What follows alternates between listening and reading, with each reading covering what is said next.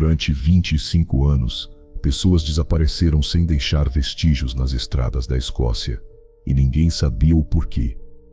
Enquanto isso, em uma caverna isolada na costa, um segredo indescritível crescia no escuro, geração após geração. Uma história tão grotesca que parece impossível de acreditar. E ainda assim, ela está em livros, em atrações turísticas e até em filmes de terror. Mas o que realmente existiu ali? Um clã canibal escondido por décadas, ou uma invenção cruel, usada para transformar medo em propaganda? Porque ninguém percebeu antes como eles conseguiram se manter invisíveis por tanto tempo. E se nada disso for verdade, quem se beneficiou espalhando essa história? Antes de responder, precisamos voltar no tempo, até a origem do monstro na caverna. A história começa longe do litoral. Sonny Bean nasceu no fim do século XV, em East Lothian, na Escócia. Algumas histórias o descrevem como filho de um cavador de valas e jardineiro. Outras apontam que ele teria uma ocupação como curtidor, mas em todas as versões, o traço é o mesmo. Uma aversão clara ao trabalho e um temperamento que não se encaixava na vida normal da época. Quando Sonny já era adulto, ele encontra uma mulher que parece encaixar como peça perfeita nessa fuga da vida honesta. Black Agnes Douglas. A lenda diz que ela era acusada de bruxaria, e que isso teria empurrado o casal para fora de Ballantrae, a cidade onde viviam. O que importa para a história é o que vem depois. Juntos, eles somem do mapa e procuram um lugar onde ninguém gostaria de procurar ninguém. Esse lugar seria uma caverna costeira remota, entre Girvan e Ballantrae, na costa sudoeste. Existe uma caverna descrita como isolada e estratégica, uma morada que se estende por túneis profundos e passagens laterais. O cenário é tão improvável que, na própria lenda, uma equipe de busca chega a ver a entrada e descarta a ideia de que alguém pudesse viver ali. Mas é dentro desse labirinto que a vida do casal vira um projeto. Sonny teria começado com roubos, emboscadas em estradas estreitas e pouco vigiadas, ligando aldeias e pequenas comunidades. Era o tipo de caminho onde um viajante solitário podia desaparecer. E com um pouco de sorte, ou de azar, ninguém saberia como. Só que o roubo vem com um risco óbvio: testemunhas. E é nesse ponto que a história escorrega para o pior lado. A lenda diz que Sonny decide eliminar as testemunhas. E então surge um novo problema. O que fazer com os corpos? A solução, descrita como eficiente pelos textos mais sensacionalistas, foi transformar o crime em sustento. Em vez de comprar comida ou trocar mercadorias roubadas, o casal teria passado a consumir carne humana. E o motivo prático aparece na própria narrativa. Assim, eles evitariam visitas a comerciantes e reduziriam a chance de serem reconhecidos. Com o tempo, a caverna deixa de ser abrigo e vira residência, não de um casal, mas de uma família inteira. As fontes sugerem que o clã chegou a 48 membros, resultado de filhos e netos gerados dentro do próprio clã. A ideia central é sempre a mesma: um grupo que se expande no escuro, alimentado pelo crime, e que treina as novas gerações para repetir o mesmo padrão. E conforme o clã cresce, as emboscadas também crescem. Não é mais um homem sozinho atacando uma carroça. Vira uma operação organizada. Uma fonte compara essas ações a um estilo militar. Ataques capazes de derrubar até meia dúzia de vítimas de uma vez. E dentro da caverna, entra a parte que faz a lenda grudar na cabeça. Mulheres do clã aprendendo a salgar e conservar carne, em salmoura e vinagre, estocando o que não era consumido de imediato. Do lado de fora, a Escócia não enxerga o monstro. Ela enxerga o sintoma: pessoas desaparecendo. E quando desaparecimentos se acumulam, alguém precisa ser culpado. A narrativa conta que suspeitas recaem sobre estalagens e pousadas, os últimos lugares onde viajantes eram vistos.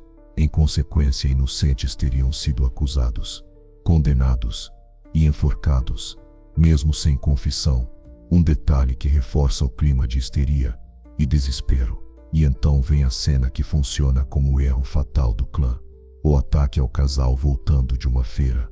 Numa versão, a esposa é arrancada do cavalo e atacada com uma rapidez tão brutal que os detalhes são descritos como chocantes demais para serem repetidos sem cuidado. O marido, treinado em combate, reage com força, usa armas, resiste e segura tempo suficiente para que um grupo de cerca de 20 pessoas, também voltando da feira, chegue e transforme a emboscada em um confronto. Pela primeira vez, a família Bien recua, deixando prova, deixando testemunhas e deixando uma história que não dá mais para fingir que é só boato.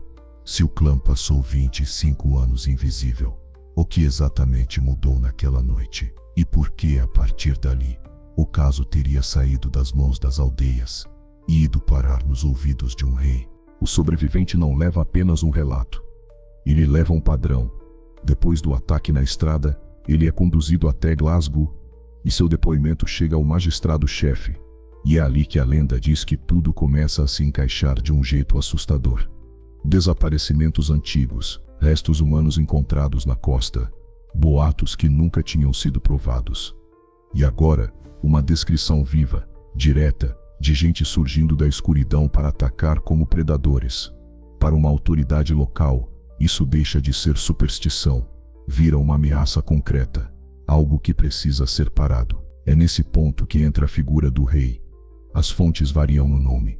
Algumas falam em Jaime VI, outras em Jaime I, e há ainda quem cite Jaime IV. Mas o que permanece consistente é a ideia de envolvimento real. O rei decide agir e mobiliza uma força gigantesca para os padrões da época. Uma versão fala de 400 homens e uma matilha de cães farejadores, com voluntários se juntando pelo caminho. Não é uma patrulha, é uma caçada humana em escala nacional. A busca se espalha pela zona rural e pela costa de Ayrshire. E por um tempo nada aparece. Nenhum sinal, nenhuma pista, e a própria entrada da caverna pode ser ignorada. Porque vista de fora parece pequena demais, improvável demais, quase como uma fenda no rochedo, incapaz de esconder qualquer coisa importante. Mas a lenda coloca os cães como peça decisiva. Eles reagem, puxam as guias, latem e insistem, como se o faro estivesse enxergando o que o olho humano não consegue. Em outras palavras, o que ninguém vê, o faro denuncia. Quando o grupo entra na caverna com tochas, o cenário é descrito como um choque absoluto. Um lugar que parece ter cruzado a linha entre esconderijo e abatedouro. Partes humanas penduradas como se fossem em um açougue. Membros preservados em potes. Objetos pessoais empilhados. Roupas, joias, relógios. E ossos em montes, como restos de banquetes anteriores. A imagem se repete em diferentes versões com o mesmo peso. Não é apenas uma caverna, é um arquivo macabro. Um museu do crime construído a partir das vítimas. O clã é encontrado ali dentro e capturado. E segundo a narrativa, todos são levados para a prisão de Tolbooth em Edimburgo. Acorrentados, sem chance de fuga, sem chance de virar boato de novo. A execução, nas fontes, é descrita como brutal. Mas o que interessa aqui é o sentido simbólico. A punição aparece como um espelho do terror atribuído ao clã. Homens têm membros amputados e são deixados morrer. Mulheres são queimadas na fogueira como bruxas. A narrativa constrói um encerramento definitivo, quase ritualístico, como se o Estado precisasse apagar aquela família não só do território, mas da própria ordem do mundo. Só que, quando a poeira baixa, surge o problema que transforma tudo em dúvida. Onde está o registro? Um massacre desse tamanho, envolvendo um rei, centenas de homens, dezenas de executados, deveria existir em documentos, em diários, em jornais, em listas. E ainda assim, as próprias fontes reconhecem que essa documentação simplesmente não aparece. E isso abre uma rachadura enorme na história. Ela é detalhada demais para ser só boato, e vazia demais para ser fato comprovado. Se uma caçada real aconteceu, por que historiadores não encontram rastros oficiais dela? E se não aconteceu, quem ganharia repetindo essa história, como se fosse verdadeira? A dúvida não vem só do ceticismo moderno. Ela está no coração da própria narrativa. Uma das fontes afirma que não existe registro oficial da existência de um Alexander Bean. E, mais forte ainda, não há absolutamente nenhum registro do julgamento, nem da execução, algo que, se real, teria despertado enorme interesse público. Em outra versão, historiadores teriam vasculhado registros e diários, sem encontrar menções ao suposto surto de desaparecimentos que a lenda descreve. Então, de onde isso veio? A lenda aponta para o século XVIII, quando a história aparece impressa pela primeira vez, em panfletos publicados na Inglaterra. E esse detalhe importa, porque levanta uma pergunta simples e desconfortável. Por que uma história escocesa surge primeiro em papel inglês? As fontes conectam isso ao período das revoltas jacobitas, quando a imprensa inglesa retratava escoceses de forma negativa, ridicularizando ou insinuando uma natureza sinistra.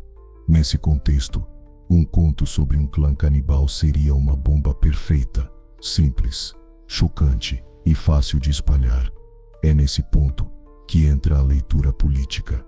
Fiona Black é citada em uma das fontes, com uma interpretação direta. A figura de Sonny seria uma ficção colonial, usada para demonstrar a selvageria dos escoceses, em contraste com as supostas virtudes inglesas. A frase é curta, mas a implicação é enorme. O horror não seria um retrato do passado, seria um instrumento para controlar narrativas sobre identidade e civilização. Outros detalhes reforçam a ideia de construção.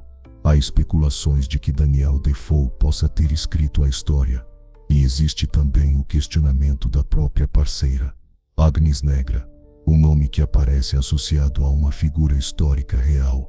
Agnes Randolph, a condessa que defendeu o castelo de Dunbar contra um cerco inglês em 1338.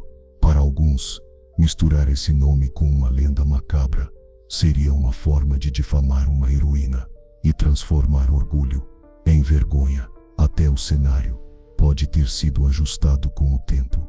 Tom Barclay, bibliotecário de história local, é citado defendendo que a localização entre Girvan e Ballantra e teria se fixado depois, influenciada por literatura posterior, como um livro de 1896, que inclui Sonny Bean. Antes disso, a história teria sido ambientada de modo mais vago, em outra região. Ou seja, não é só o clã que muda, o mapa do clã muda junto, conforme a história precisa ganhar corpo. Mesmo com a falta de provas, a lenda não desaparece, ela se adapta.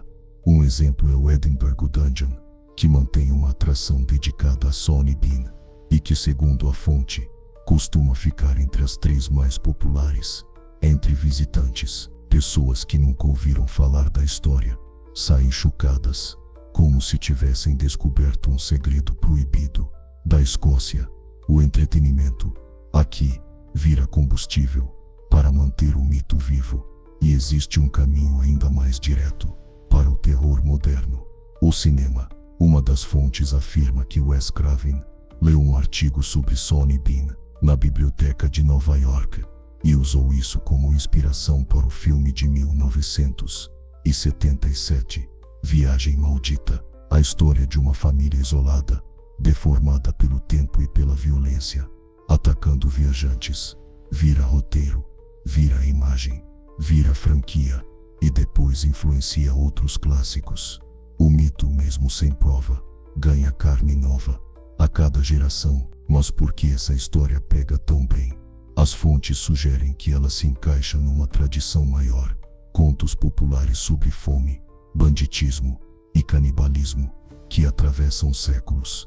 A menção a Christy Click, um açougueiro ligado a uma fome no século XIV, além de uma história real de contrabando e assaltos na costa de Ayrshire, onde cavernas eram usadas como esconderijos. Quando você soma fragmentos reais, medo coletivo e transmissão oral, você cria o terreno perfeito para nascer um monstro que parece inevitável. Se Sonny Bean foi invenção, Por que escolhemos acreditar nele por tanto tempo? E quantas outras verdades históricas podem ser, na prática, histórias moldadas para servir a alguém? Seja lenda ou realidade, a história de Sawney Bean funciona como um espelho sombrio. Ela revela o quanto o medo é capaz de organizar uma sociedade, de apontar culpados e de transformar rumor em certeza. E se um dia existiu um clã escondido numa caverna, ele teria vencido por décadas com a arma mais simples de todas: a invisibilidade, o silêncio, a improbabilidade. No fim, a pergunta fica: o que é mais assustador? A história ser real ou ter sido inventada para manipular?